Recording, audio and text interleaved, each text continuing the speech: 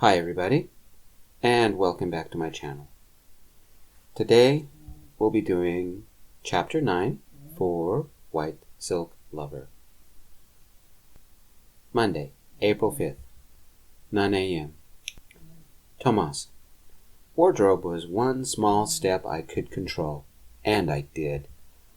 It had been 24 hours and Maya had somehow gotten everything, even the blue wig. It had taken me only minutes to try on the new outfit, 10 of each garment. They were completely identical. Wardrobe was one small step I could control, and I did. It had been 24 hours and Maya had somehow gotten everything, even the electric blue wig. It had taken me only minutes to try on the new outfit, 10 of each garment. They were completely identical. I loved the jacket. That might stay with me no matter who I was.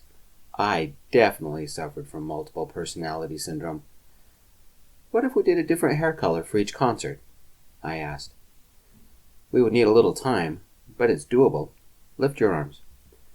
Maya took a measurement around my chest, then my waist. Still the same measurements. It makes custom work easier. Can I keep the jacket? I asked. Maya smiled, bent over, and checked the shoes. Those are only for the shows. If you want your own, I'll order you one. Word is, you've found someone. Care to share? Does everybody know everything around here? I asked. What do you expect? We live with each other for 9 months non-stop. We don't have any secrets. His name's Kobe, and he's a music student. I shouldn't say anything, but I do. Maya is like a bartender, listens while she works, knows how to keep her mouth shut. But sometimes she likes to gossip about the rest of the crew. My dating Kobe is no secret among them. There's even a betting pool when our next date will be. I'm not depressed today. Stop it with the smiling, or everybody will wonder what happened. Too late for that. I'm still wondering what happened. Before you go, Maya said, were any of your friends back in your dressing room Thursday night? You mean Kobe? No, I said. I told security to keep them away until I changed. Kobe, Kelly, and Conrad waited in the lobby. Why? We should have 10 mesh shirts. But we can't find the one you wore at the concert, Maya said. I hung it up, just like always, sweaty and smelly. She stood up, wrapping the tape measure around her wrist. I'm sure it will turn up. It's just we've never misplaced one before. Yesterday, we had arrived in New Mexico. 1 minute I was working on a song. The next minute we had arrived in Albuquerque. Sometime last night, I had arrived at my hotel and spent a couple of hours on the phone with Kobe. His song could be good. It had the right flavor. But it needed a bit of polish to make it work. Coming up with a song and lyrics can happen fast sometimes. It's the polish that takes time. With the one song Kobe had helped me with, it had been a struggle to find the right tune, the right melody. I had 9 or 10 versions of it. And with Kobe's help last night, I think it's ready. My name first, Kobe second. Before rehearsal, I called my lawyer, sent him the final version, and had him begin the copyright process. When Kobe's song was ready, I talked to him about the same thing. Maybe even recommend Sterling's lawyer to help him get started. At rehearsal, I took a chance and went as me. No wig, no hoodie, no contacts, just me. Everybody on the crew knew me anyway, and if they didn't, they'd find out soon enough. As we went through rehearsal and sound check, I had a wicked little thought. On break, I called Les. Monday, April 5th, 10 a.m. Kobe. Monday morning, I turned the paper in. It was double the length asked for, it had sheet music attached to the back, and it wasn't a true biography. Dr. Garnier would give me a D if I was lucky. I told my friends in class I had dated Sterling Locke's backup singer. I didn't tell them that we had called each other every day and every night since then. Music composition was a smaller class, only 20 students present, another 10 absent.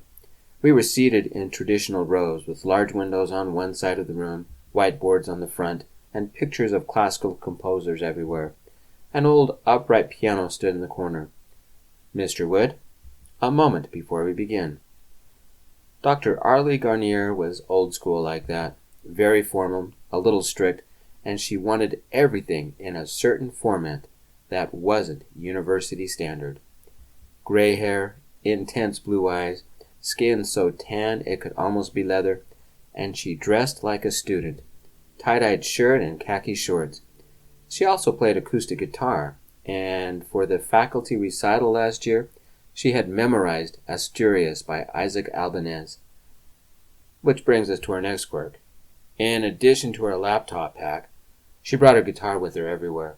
At lunch, she'd be somewhere working on a song or playing for fun, and in class, she used it to illustrate a point. "Yes, ma'am," I said.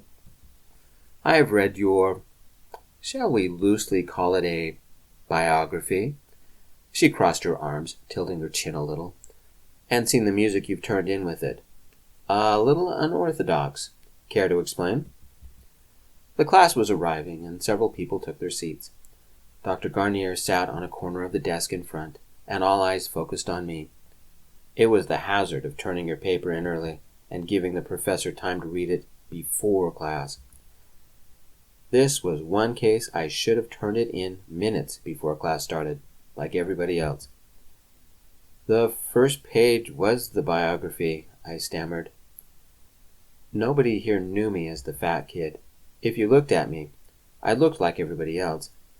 Maybe I could leave who I was behind. How would Tomas handle something like this?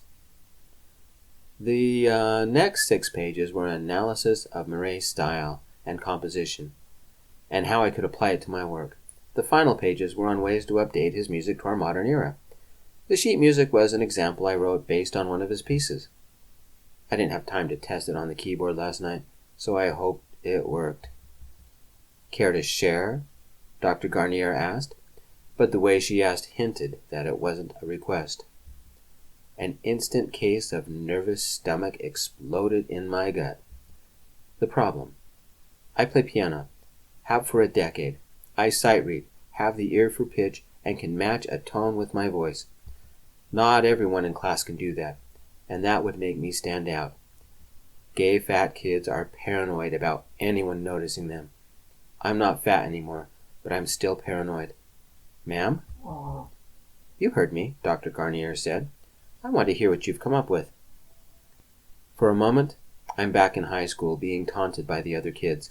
It sounded stupid, and I know she didn't mean it that way, but the old insecurity came out. Tomas must have auditioned to be a backup singer. I'll imagine this like an audition. Everybody watched me as I took a seat on the piano bench, pulled my phone out, and pressed record. Then I set up the music I wrote, ran my fingers across the keyboard, and lined my fingers up. I took a deep breath to calm myself, but it didn't work. Half the piano keys are out of tune. Not every place can be Club Diggory. Tapping my foot with the beat I want, I begin. It's not a complicated piece, not like White Silk Lovers or Whisper. I didn't have time for that. But it worked as I imagined it would, though it needed a bit of polish, as Tomas would say. Good thing it didn't have words. As I finished, I walked to my desk, grabbed a pencil, walked back, and adjusted the music a little. I closed my phone and returned to my seat. "Good job," the guy behind me whispered. "Your new boyfriend is rubbing off on you," a girl in the back said. "He's not my boyfriend. It's only been a couple of..." Of course, Dr. Garnier stared at me. "Mr. Wood, thank you for the performance. You've set the bar rather high for yourself. Does this mean you will prepare an original composition for each assignment?" "You're screwed," the guy behind me whispered. I grinned. It gave me more reason to call Tomas. Tuesday, April 6th, 9 a.m. Tomas. My agent got everything set this time. While the crew headed to our next city, I think we're swinging through the middle states for Chicago. I have a different destination in mind. Am I rushing things? Maybe. After the concert last night, Kobe and I talked for an hour, and he sent me a recording of a piece he made for class. A short classical piece by the guy I've never heard of with a strong, modern beat. Not bad. We might have talked for an hour, but our phones didn't shut down. Kobe fell asleep, his phone still on, and I watched him breathe until I fell asleep. Sometime in the night, my phone ran out of power and closed the line. I walked to the morning meeting wearing the brown leather jacket I wore from last night. Maya saw me. Her comment? "You can't argue with the star." Kobe's and my lifestyles are so different. Our income not even on the same planet. But something about him erased the emptiness inside me. I'm actually smiling. Checking my feet to make sure I'm not floating, I took a seat at the morning meeting. First item came straight from Monica, Jerry said. He spun his laptop around and showcased a website. Kobe's interview was up this morning. With a couple of swipes, I pulled the website up on my phone and read it. Tasteful. It's all about Kobe with barely a mention of Sterling. Next to it are the before and after pictures. Lindsay, my keyboardist, said, "He's like a completely new person now. The old picture doesn't even look like him." "Look at his routine," Javier, my lead guitarist, said. "Maybe he should be your personal trainer." Kelly had said the last couple of years were hard for Kobe, and now I understood why. A transformation that drastic required almost impossible changes, and Kobe had pulled it off. When I saw him on the piano, singing, I had no idea this is what he had done to become the man he was. "Wow," was all I could say. I sent the link to Kobe's phone. He had to see this. Okay, I felt a little jealous, but I also felt a bit of pride at what he had done. I should have done more last Thursday. Just look at him. Maya beamed at me. Jerry clapped me on the back. "We'll fix that." "I have to agree. Kobe has done an admirable job," Les said, turning his laptop around. We go from the good news to the bad news. The next item isn't as pleasant. With one quick read, my hands chilled and my stomach curled in on itself. "How recent is this?" "Last night," Maya said, "I was looking for more possible jackets, and I found this." "Do you know what this means?" Les said. "I do, unfortunately." With one glance, I looked at the before and after pictures on my phone. Then I read the headline again.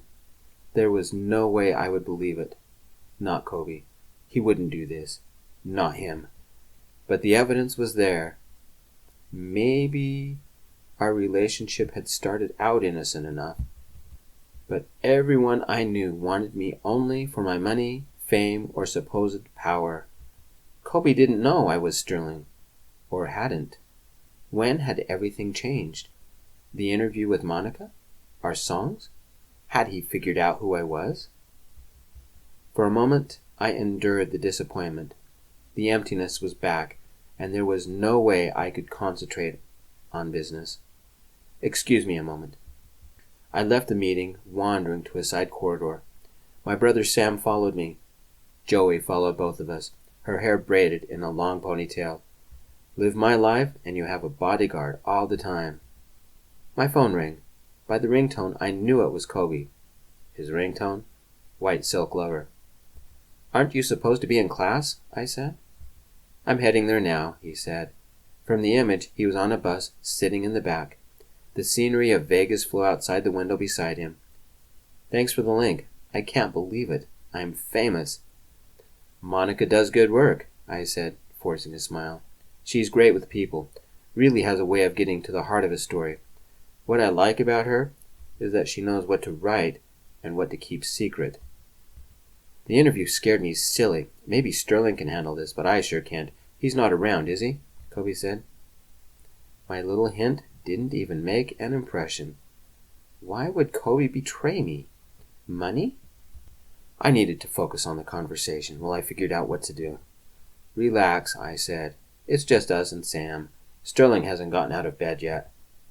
"Sam?" Kobe said. My stomach nodded. I hoped I could trust Kobe. But now I wondered. "My brother, what kind of program are you in?" "Bachelor of Music in Jazz and Commercial Music with a focus on voice and piano, though composition is part of it," Kobe said. "That's where I'm heading now. Then off to work, and the gym, and then practice at Diggory's. Usual day. You? He sounded normal, just like he did last night. What did I dare tell him? Anything? Normal day. I'm supposed to be in a meeting right now. But when I saw the article, I had to send it to you. You practice at Diggory's? I thought you had a keyboard. Nothing's like the feel of a piano. My transfer is coming. Can I call you tonight? Kobe asked. You do that. He hung up, and my phone showed the two of us next to each other. I had to know the truth. Sam, you up for a trip? I said.